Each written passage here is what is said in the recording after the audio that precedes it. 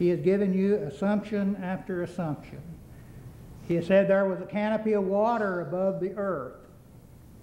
Well, what is his proof that such a canopy of water existed? Do you know that water weighs 8 pounds per gallon? Did you know that? Pick up a gallon of water sometime. What kept that canopy in the air? Well, God did it. God did it. That is the simple answer that you ameners want to give to everything. But it is not at all scientific. There isn't an element of science involved in it anywhere.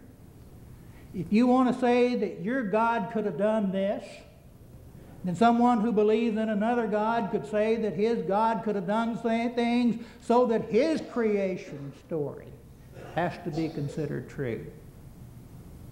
But there's no science in any of it. He talked about the ridge that was discovered in the mountains of Ararat, where he thinks the ark is buried beneath it. Well, why doesn't somebody just go there and dig it up and show it to us? Have you ever noticed what I'm going to call the rotten luck syndrome for these people who man all the expeditions to go to Mount Ararat and look at the wood that they find there and the ark that they claim that they have seen there, and they take pictures of it? And on the way down, the guy carrying the camera falls off a cliff or something and kills himself. Or the expedition is raided by bandits and they steal all of their supplies, and woe and behold, when they get back to civilization, they don't have the pictures. It's always something like that happening. That seems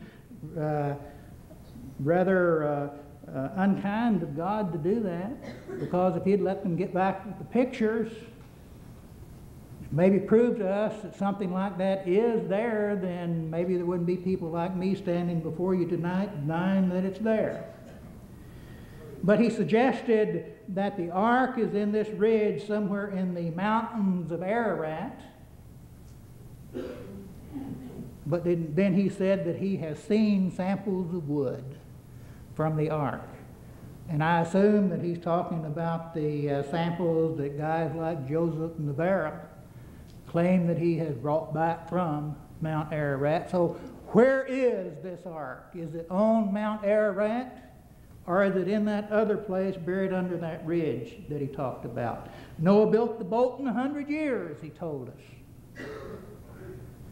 Well, how did he arrive at that? He's just pulling a figure out of thin air. Where's the science involved in this? And didn't I tell you something? Didn't I tell you that he would not be able to deal with the 300-foot barrier to building wooden ships? If you think that he dealt with it, then you must be able to see something that I can't see. Because he said the people were just smarter back then than we are now. And so they could do great things that we can't do today. Where is his evidence of that? Where is his proof of that? It's entirely speculation. And I'm going to read his proposition to you again. This is what he agreed to affirm. The Genesis story of the worldwide flood is scientifically accurate in all of its details. And what did he do? He stood before you and admitted that he couldn't prove it scientifically. I want you to check the tapes, because unless my ears played tricks on me, that's exactly what he said in his second speech.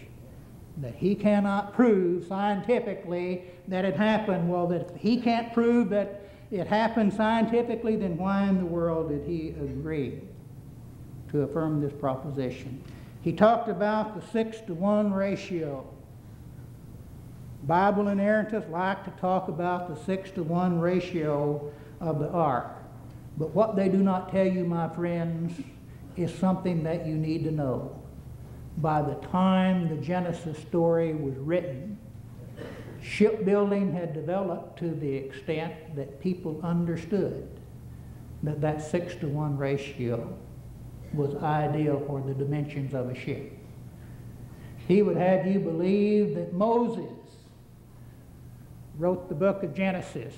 There isn't a reputable scholar in the world who will say that Moses wrote that book.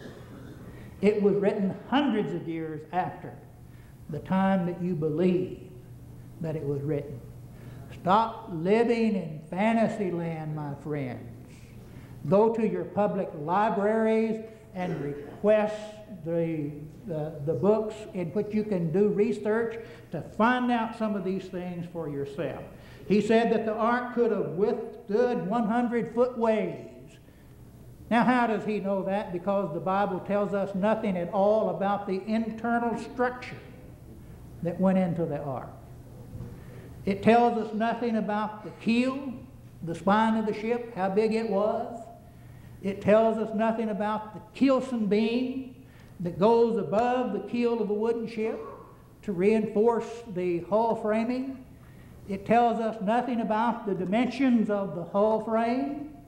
It tells us nothing about the support beams in the bow and how big that they were. So how does he know that that thing that he is showing to you, if it were at sea, in full dimensions, could withstand a 100-foot wave?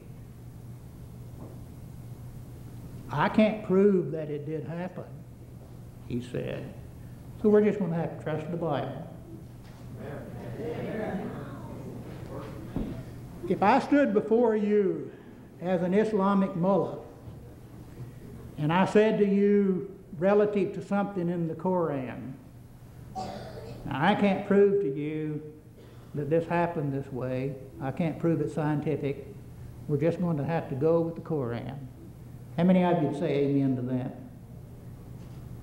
Or if I stood before you as a representative of the Hindu religion and I said, I can't prove to you that all of this that is written in the Vedas happened in a scientific way, or that it happened at all.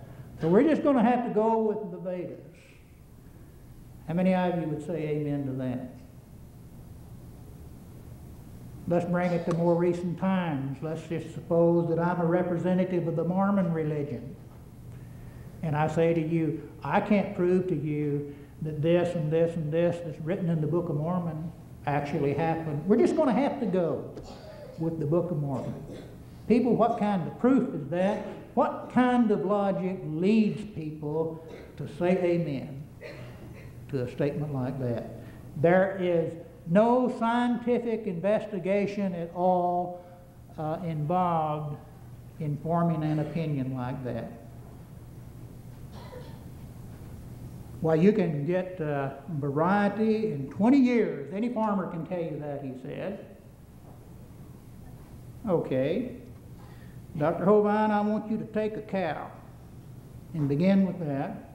We'll let you have a bull too. And by the way, you know, I've wondered what farmer going into the dairy business or the beef breeding business would buy 7 cows and 7 bulls. Why not 13 cows and 1 bull? Why not 13 sheep and 1 ram?